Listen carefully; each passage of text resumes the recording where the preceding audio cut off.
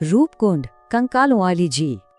ये कोई मनगढ़ंत कहानी नहीं है, ये एक हकीकत है। एक ऐसी हकीकत जो किसी भी बुरे सपने से कहीं ज्यादा खौफनाक है। चलिए आपको उस जगह ले चलते हैं जहां का सन्नाटा भी चीखता हुआ महसूस होता है। नाम है रूपकुंड, एक झील जिसकी खामोश बर्फीली खूबसूरती अपने अंदर एक बहुत ही स्याह राज छुपाए हुए है।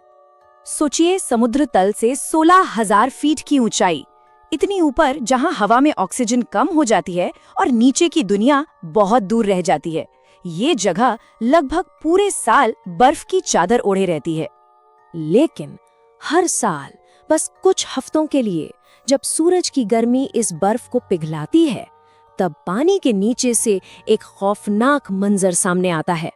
इंसानी खोपड़ियां, पसलियां, सैकड़ों की तादाद में बिखरी हड्डियां। तो सवाल ये है कि इस बर्फीली कब्र का राज दुनिया के सामने आया कैसे?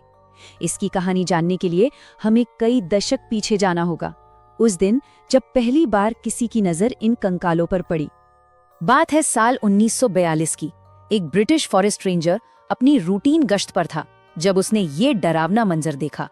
जाहिर है, दूसरा विश्व युद्ध चल रहा था, तो पहला शक यही गया कि ये जरूर जापानी सैनिक होंगे जो किसी खुफिया रास्ते से भारत में घुसने की कोशिश कर रहे थे।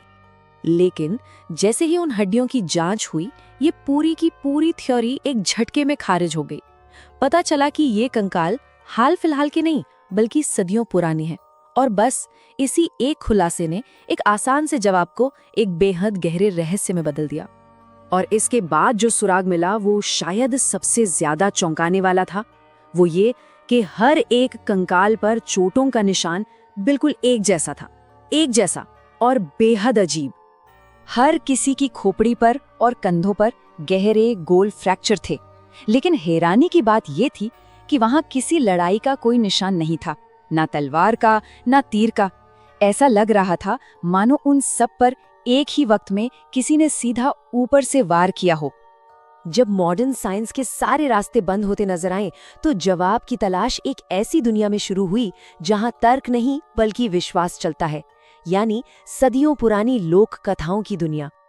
उस इलाके के लोग सदियों से एक कहानी सुनाते आ रहे हैं, एक घमंडी राजा की कहानी जो अपनी रानी और लाओ लश्कर के साथ नंदा देवी पर्वत की तीर्थ यात्रा पर निकला था। कहा जाता है कि देवी नंदा इस पवित्र यात्रा पर किसी भी तरह का जश्न या दिखावा बर्दाश्त नहीं करती। राजा को भी चेतावनी दी गई थी कि अपने साथ नाच गाने वालों को ना ले जाएं, पर उसने अपने घमंड में ये सलाह अनसुनी कर दी। और फिर देवी का गुस्सा उन पर कहर बनकर टूटा। कहते हैं आसमान से एक ऐसा भयानक तूफान आया जिसमें पानी की बूंदें नहीं बल्कि क्रिकेट की गेंद जितने बड़े और लोहे जैसे सख्त ओले बरसे। वहां आज भी एक पुराना लोकगीत गाया जाता है जिसके बोल में आसमान से गिरते पत्थरों से मारे गए लोगों का जिक्र है। सोचिए, एक गीत जिसने सदियों तक इस खौफनाक याद को जिंदा रखा। तो क्या ये बस एक कहानी थी, एक अंधविश्वास, या फिर इस पुरानी कथा में कोई भयानक सच्चाई छुपी हुई थी? और फिर सदियों बाद मॉडर्न फोरेंसिक साइंस ने कुछ ऐसा खुलासा किया जिसने इस प्राचीन कहानी और उस बर्फीली हकीकत के बीच की दूरी को मिटा दिया। जो नतीजे सामने आए वो सच में हैरान करने वाले थे। कंकालों के खोपड़ी पर जो गोल फ्रैक्चर थे वो बिल्कुल वैसे ही थे जैसे किसी भारी गोल चीज के जोर से लगने पर होते हैं, ठीक वैसे ही जैसे क्रिकेट बॉल के साइज के ओलों से। और तो और हड्डियों की उम्र भी 9वीं सदी के आसपास की निकली, जो कहानी के समय से लगभग मेल खाती थी। लेकिन साइंस ने एक और पहेली सामने रख दी जिसने सबको उलझा दिया। डीएनए जांच में पता चला कि मरने वाले लोग सिर्फ एक ग्रुप के नहीं थे। कुछ लोग तो वहीं के थे, पर कुछ लोगों का वंश यूरोप के भूमध्य सागरीय इलाके से जुड़ा था। अब सवाल ये था कि वो लोग अपने घर से हजारों मील दूर उस वीरान पहाड़ी पर कर क्या रहे थे।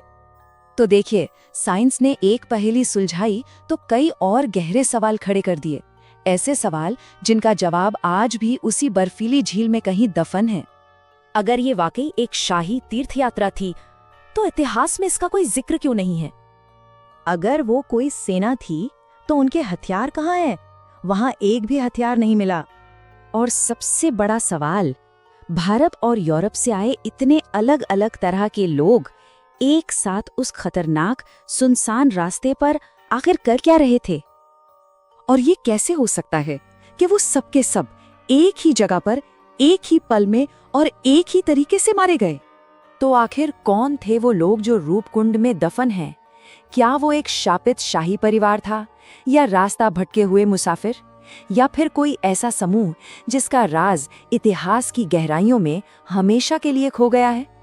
वो झील आज भी उन हड्डियों को संभाले हुए है, मानो किसी का इंतजार कर रही हो, किसी ऐसे का जो बर्फ के नीचे दबे उस आखिरी सच को दुनिया के सामने ला सके।